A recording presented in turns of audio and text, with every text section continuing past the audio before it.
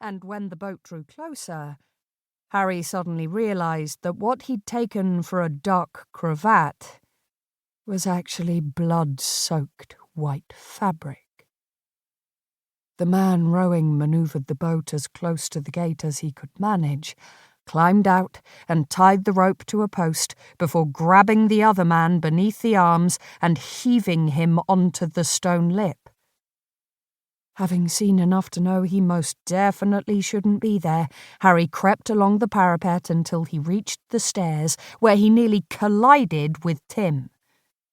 Tim opened his mouth to speak, but the look in Harry's eyes must have forestalled him, and he followed Harry down the stairs in silence. Neither boy spoke until they were safely away from the tower and on their way to the yeoman lodgings, the tied accommodation assigned to the warders.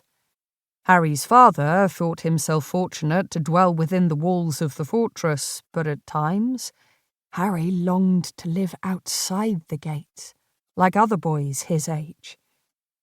Having forgotten all about the loot until then, Harry pushed the stolen watch into Tim's hand as soon as they reached Harry's door and watched Tim disappear into the night.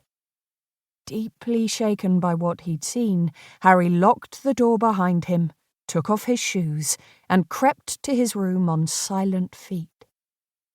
He climbed into bed without bothering to undress and pulled the counterpane over him. He lay there, shivering, certain that, come morning, all hell would break loose. Chapter 1. Tuesday, December 14th, 1858.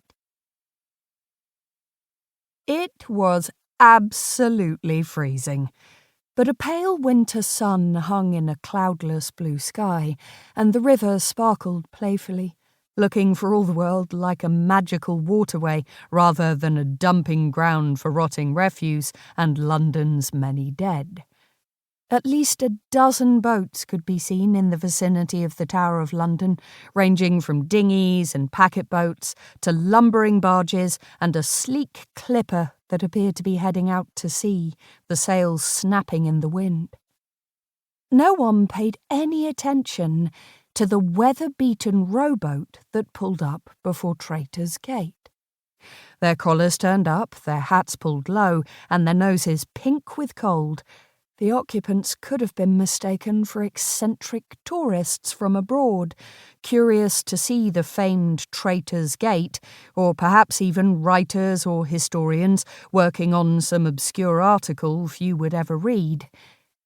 But Inspector Sebastian Bell had little interest in either sightseeing or history, unless it was very recent and had resulted in a brutal murder.